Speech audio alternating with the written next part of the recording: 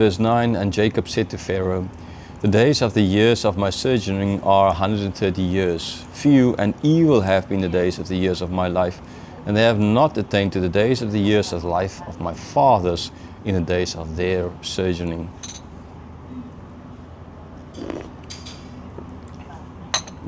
That's good.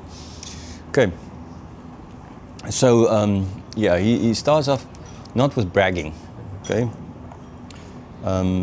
Again, you're standing in front of Pharaoh. You just say things kind of as you didn't go brag. Oh, Pharaoh, I see you most likely about 50 years old or something like that. I'm like 130. I'm a lot more blessed than you are. I mean that.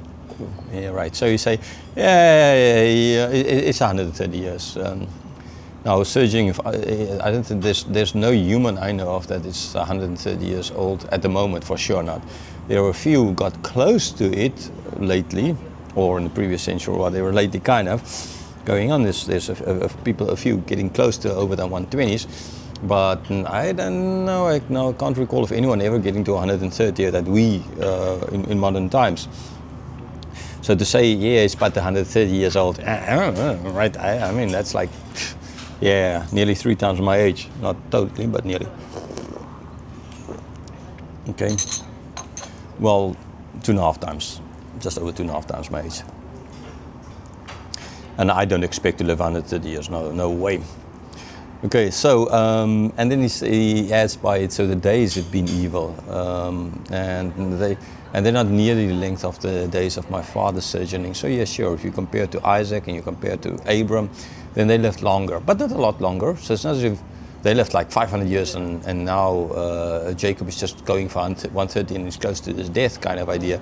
Okay, none of them reached 200, so it's not that big a difference, but still, it's less than. Okay, so, and the days have been evil. Yeah, sure, I mean, but he is not sort of pointing out the fact that a lot of this evil has to do with his deceiving of people. Okay, he had to flee because he deceived people, and then he ended up as a kind of a slave, like Joseph did. Okay, kind of the same. Just in his case, he worked for family. In Joseph's case, he was sold by family as a slave. So but in both cases, family was the reason they ended up away from their families. Okay. But again, in Jacob's case, he deceived. Joseph did not do that. And then family kicked him out. And their family kicked him out, sold him.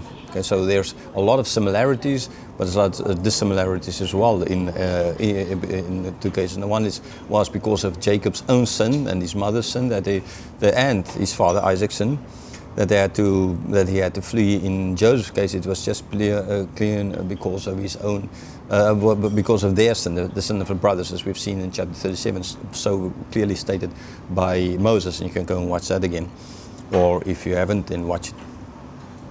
Okay, so his life was not very easy, sure, and the years were few. Well, in that sense, of a lot of evil, but like I mentioned, it's a lot because of himself. So being sold out there, or being forced to leave, and then living away from his family, and then coming back, and then all those years, 20 years, with thinking that Joseph and weeping for Joseph. No, that's quite a number of years that he suffered because of this. It's never. I remember from the Lord of the Rings in the second movie when the king's son died, and he said a father never ought to bury his son. Okay, that's kind of not how it's supposed to be, and him mourning so long for his son, it was not. So yes, it was not. His life was not that easy, for sure not. Verse 10, and Jacob blessed Pharaoh and went out from the presence of Pharaoh. So after all of that, finding out all this information, then Jacob blessed, and I already mentioned earlier. So again, that the fact that it's blessed, making very clear and sure that Jacob did this. Okay, so like the 2 times seeing the dream, and often 2 times stated, and I mentioned as well, though Jesus would say verily, verily, something that's 2 times stated, so it's something very important. So why is it? It's very important again for the people to be reminded that they are not the reason why Pharaoh hated them. That they did nothing wrong for Pharaoh to hate them. That actually they blessed them. So the hatred of Pharaoh and enslavement ultimately in those number of years, not 400 years, maybe 70 years, was due to it's Pharaoh's sin and not their sin, not something they did wrong, because their father Jacob, Israel, that he blessed, and he said it twice. So we know for a fact he did it. Verse 31. Then Joseph settled his father and his brothers and gave them a possession in the land of Egypt and the best of the land in the land of Ramses, as Pharaoh had commanded. So Joseph did as Pharaoh told. Right? It's again not as Joseph said. Yes, you can say Joseph's the first one say you'll go and stay in Goshen.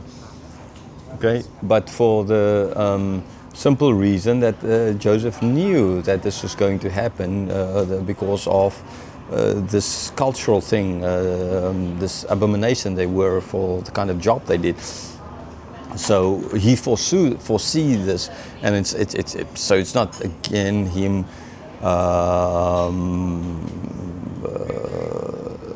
forcing or using his power to get them the best. In the previous chapter as well, we've seen this is what Pharaoh told him. So as Pharaoh told him, there he settled his family.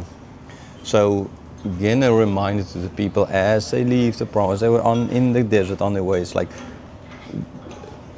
God did everything right for them. God is the one who settled them there ultimately, right? All of this is God's plan. So them going to the promised land is that final, really final fulfillment of this long time promise to Abram.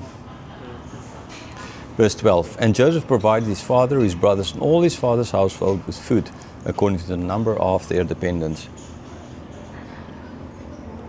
So, yeah, I mean, they needed food, everyone needed food, and according to the number of dependents, not clearly as well, it's not saying, okay, more than they needed, just according to the number of dependents. So, again, not abusing his power, again, showing the people that Joseph did nothing wrong. We must be like Joseph and do the right thing.